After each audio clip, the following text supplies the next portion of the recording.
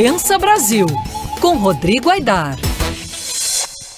Rodrigo Aidar, terça-feira, dia de ouvir as suas considerações, as suas análises. O que chama a sua atenção, caro Rodrigo Aidar?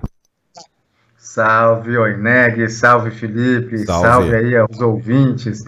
Oineg, o que chama a minha atenção é o seguinte: o Supremo vai julgar daqui 2 semanas um caso desses que merecem muito, eu acho que é o nosso debate.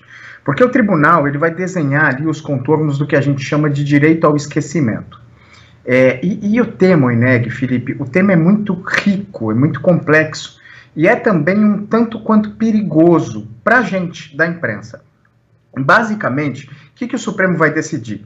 Ele vai decidir se as pessoas têm direito de serem esquecidas pela opinião pública e pela imprensa por fatos que aconteceram num passado distante, ou não tão distante assim.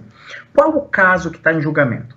Em 1958, ou seja, há 62 anos, uma moça de 18 anos, no Rio de Janeiro, em Copacabana, foi arrastada por 3 sujeitos para dentro de um prédio, para o topo de um edifício, foi violentada, surrada pelos 3, e depois disso, para encobrir o crime, ela foi jogada do topo do prédio, já desmaiada, na calçada.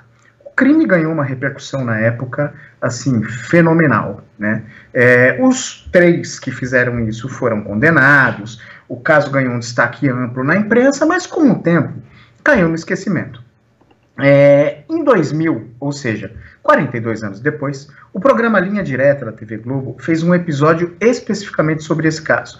Ele lembrou o caso, lembrou todo o processo, falou sobre os réus e no meio do caso citou o nome da moça e veiculou na televisão uma foto dela, do crime, da cena do crime, dela morta na calçada. Uma imagem muito pouco legal, na verdade, mas assim, relatou fatos. O que aconteceu depois disso? Os irmãos dessa jovem assassinada, 4 irmãos, entraram na justiça pedindo indenização por danos morais da TV Globo. Com qual argumento? De que eles tinham direito ao esquecimento. Eles alegaram, basicamente, ter o direito de não mais ver a sua história discutida, resgatada, veiculada pela opinião pública, pela imprensa, porque esse resgate da história teria causado à família sofrimento e os fez revolver sentimentos de angústia, porque o tema, enfim, a gente imagina o que foi isso para aquela família. Eles perderam o processo em primeira instância, perderam o processo em segunda instância e perderam no STJ. No STJ, o então relator do processo, o ministro Luiz Felipe Salomão, ele disse o seguinte: ele rejeitou o pedido de indenização, apesar de ser solidário à família. Mas ele disse que não era possível não citar o nome dos envolvidos. Porque ele citou como exemplo, por exemplo, o caso da missionária Dorothy Stang, ou do Vladimir Herzog. Ele disse que não dá para a gente falar sobre o assassinato dessas 2 pessoas sem citar o nome dos envolvidos. Isso era impossível. Apesar disso, o ministro foi solidário ao sentimento da família. Ele disse ali que o dano moral não cabia, mas que reconhecia o sentimento dessa família de não mais ver o caso retratado pela imprensa. O fato é que eles perderam também na STJ, recorreram e o processo vai a julgamento agora no Supremo Tribunal Federal, se nada mudar, no dia 30 de setembro, ou seja, daqui a 2 semanas. Mas olha o reflexo, Oineg, Felipe, caríssimo ouvinte, que isso pode ter em termos de liberdade de imprensa, em termos de direito à informação. No caso da vítima, todos nós somos solidários, né? Só que injustiça, assim como na maior parte das coisas da vida, pau que dá em Chico, dá em Francisco. Suponhamos que daqui a 30 anos um jogador de futebol cometa um crime e um repórter queira escrever sobre casos famosos de crimes cometidos por jogadores de futebol. O goleiro Bruno tem direito ao esquecimento? Ele foi condenado, já terá cumprido a pena, ele até voltou a jogar futebol já terá se aposentado aí, por mais absurdo que seja. Ele tem direito ao esquecimento depois do crime bárbaro, chocante que ele cometeu contra aquela moça, Elisa Samúdio? Ou a gente pode pegar um outro caso, Oineg, que faz parte da história do país. O pai do ex-presidente Collor, Arnon de Mello, senador por 3 ou 4 mandatos, no começo da década de 60, ele foi ao Senado armado. E, do púlpito do Senado, disparou 3 tiros em um adversário político. O cara fez uma menção como se fosse pegar o revólver, ele não esperou, foi lá e meteu 3 balas contra os colegas. O caso é que ele errou o tiro, né? Não pegou o adversário político, meteu um tiro no peito de um suplente que estava lá na última semana de trabalho José e matou Cairala. o cara. Exato. Ele estava lá como suplente, né? E parece que era a última sessão dele, a última semana que ele estava atuando no Senado, e não tinha nada a ver com o Peixe, recebeu lá uma bala no peito e morreu. A família desse cara ganhou uma pensão mínima, ficou meio desamparada de fato. Isso aconteceu, Eneg, há 60 anos. O fato de eu citar esse caso aqui agora, dá direito aos familiares do Arnon de Mello, no caso, o ex-presidente Collor de Mello, me processar porque ele quer o direito ao esquecimento, porque esse é um fato que já passou há 60 anos, apesar de eu nada mais fazer do que relatar os fatos. Agora, Aidar, a ideia é que o direito ao esquecimento valha para vítima e valha também para o criminoso? Ou familiares do criminoso? É isso que o Supremo vai discutir. Mas o fato é, como esse caso está sendo discutido nas instâncias inferiores, em alguns casos já se reconheceu o direito ao esquecimento de pessoas que foram acusadas por crime e absolvidas. Por exemplo, 2 policiais que foram acusados, foram processados pela chacina da Candelária.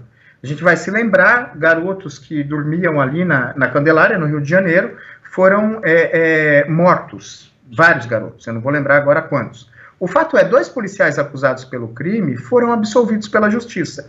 Houve uma reportagem citando esse fato de que os policiais tinham sido acusados e foram absolvidos.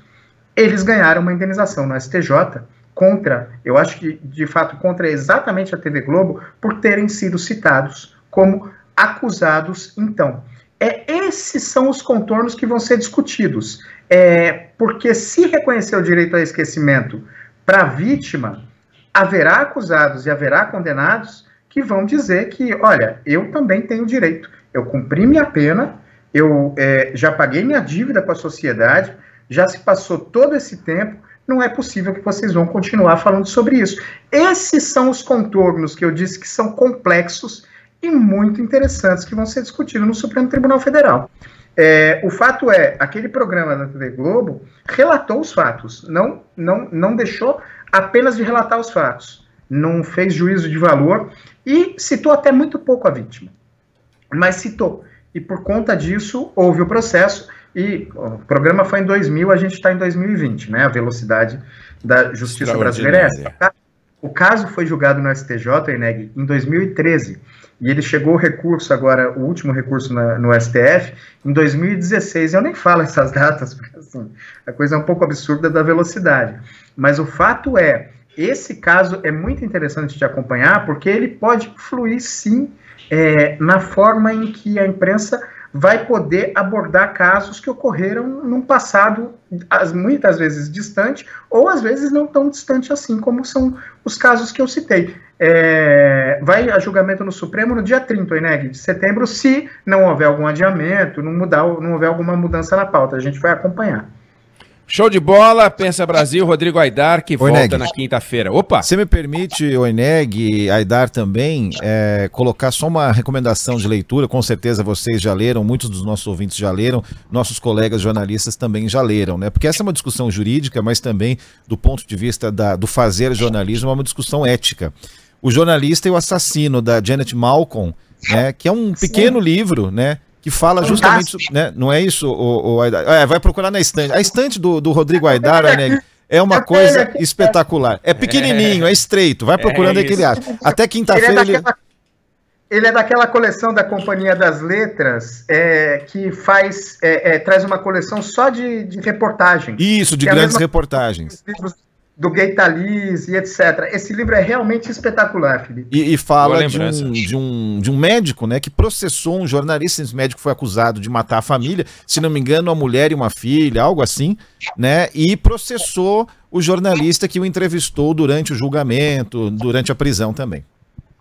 E o médico alegava que o jornalista deu a entender que ele ia ficar bonito no livro, né? Isso, também tem papo assim. E aí então processou, mas o livro é a história desse processo e a Janet Malcolm é craque, né? Então o livro é muito legal. É um livrinho pequeno, vale a pena, uma edição de bolso.